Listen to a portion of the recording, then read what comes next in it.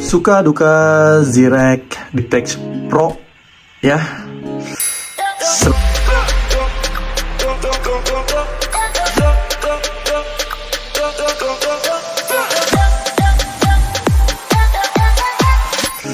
Selama pemakaian beberapa minggu ini ya, mungkin udah ada lebih dari sebulan yang jelas ya. Jadi kita lihat dulu nih dari bodi luarnya. Pertama dari bodi luarnya dia metal ya, terlihat metal nih. Dia mirip dengan bodi belakang nih iPad mini lama. Jadi belakangnya metal, dan menurut saya pribadi kekurangannya atau hal yang sedikit mengganggu itu ketika kita ingin membuka si Zirek Detect Pro ini ya menggunakan satu tangan. Jadi dia di bagian sininya itu, nah dia laptopnya kan namanya ini ikut terangkat ya, berbeda dengan MacBook Air lama saya. Jika dibuka angkat seperti ini, dia bagian bawahnya tidak ikut terangkat. Nah, namun itu bisa dibilang ya kekurangan minor. Sekarang ketika sudah diangkat seperti ini, jika kebetulan nih laptop lama saya menggunakan MacBook Air jadul, jadi saya jarang shutdown ya. Itu sesuatu yang harus dibiasakan di Zirek sini. Untuk laptop Windows ya, lebih tepatnya untuk Windows itu emang dia kalau kita nggak di shutdown itu ketika kita buka pun dia nggak langsung nyala ya. Itu agak sedikit lelet. Nah, ini hal kedua yang saya agak harus terbiasa kan dibandingkan MacBook Air jadul saya. MacBook Air saya itu tahun 2013. Jadi itu udah 12 tahun yang lalu ya. Meskipun udah 12 tahun yang lalu, jika dibuka lalu ditekan tombol nyalakan, dia langsung nyala. Sedangkan ini dia ada jeda 1 atau 2 detik gitu. Namun ketika sudah nyala baru terasa sukanya ya di Zirek ini. Ini kebetulan saya menggunakan mouse saya pun mouse Crehor ya, MTech, bukan mouse gaming. Sebenarnya saya ada mouse gaming juga, namun double klik jadi sedang tidak terpakai. Nah, ini mana nih? Oh, dia mouse-nya. Nah, di sini terlihat juga nih. Ntar, mungkin kurang nyolok ya. Nah, ini mouse-nya.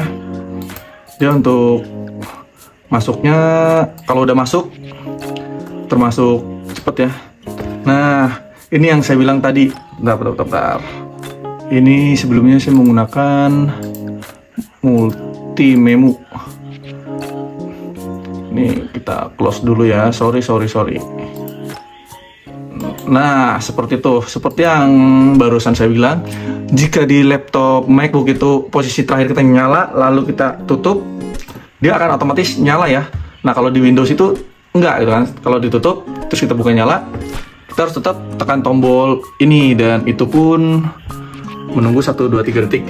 Untuk dari segi baterainya sekarang kebetulan nih, lihat nih baterainya nih sekarang tinggal berapa persen. Di sini tertera masih 23% ya, aman untuk melanjutkan sisa konten. Jadi sekarang sukanya itu secara spek si Zirek ini cukup oke ya, saya cukup puas dengan speknya. Di sini dilihat di menu tugas deh. Untuk performanya nih, di sini nah terlihat ya di CPU-nya, dia kalau lagi nggak dipakai ya segini yang terlihat ya. Namun kalau lagi dipakai dia sampai 100%, otomatis bagian sini agak sedikit panas ya. Mungkin sebagian orang menganggapnya panas, kalau menurut saya sendiri itu cukup hangat saja. Dan itu terjadi ketika digunakan ketika saya menggunakan multi-memo gitu kan. Itu multi-memo pun mentok di sini itu enak, hanya 4 atau 5. Kalau sudah 6 itu udah terasa berat dan kipas akan nyala terus. Dan juga game saat ini saya baru bermain di Genshin Impact ya, dan itu cukup menyenangkan dengan settingan terbaik.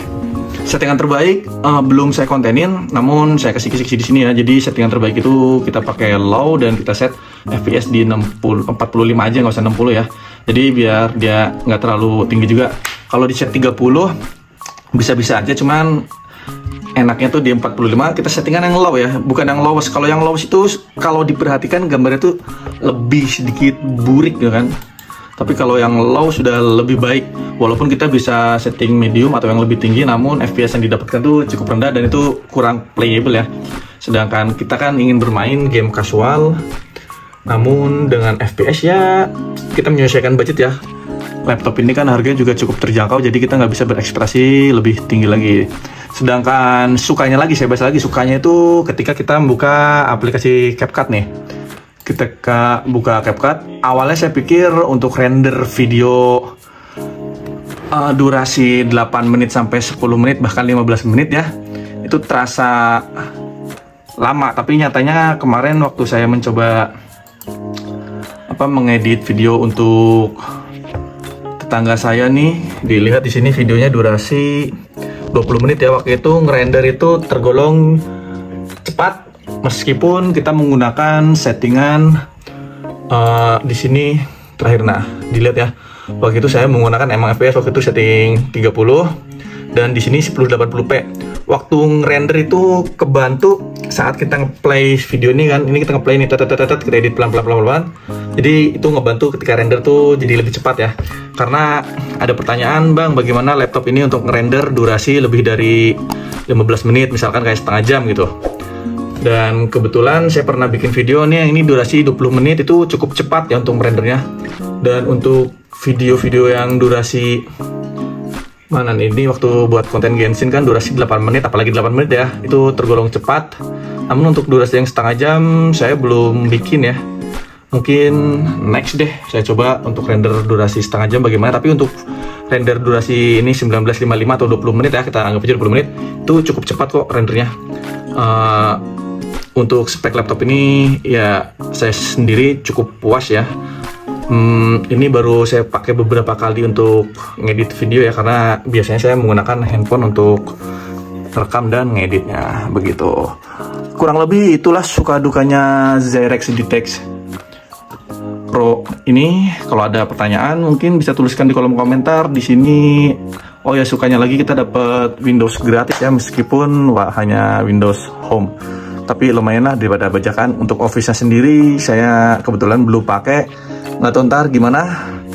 Kebetulan di laptop juga bakalan akan saya berikan untuk adik saya sekolah ya. Jadi sisanya entahlah. Saya hanya pakai beberapa untuk konten sedikit gitu kan. Dan ya seperti itulah pengalaman pribadi saya. Mungkin setiap orang punya pengalaman berbeda. Kalau ada pertanyaan atau kritik dan saran bisa tuliskan di kolom komentar. Thank you for watching. See you again in the next video. Bye bye.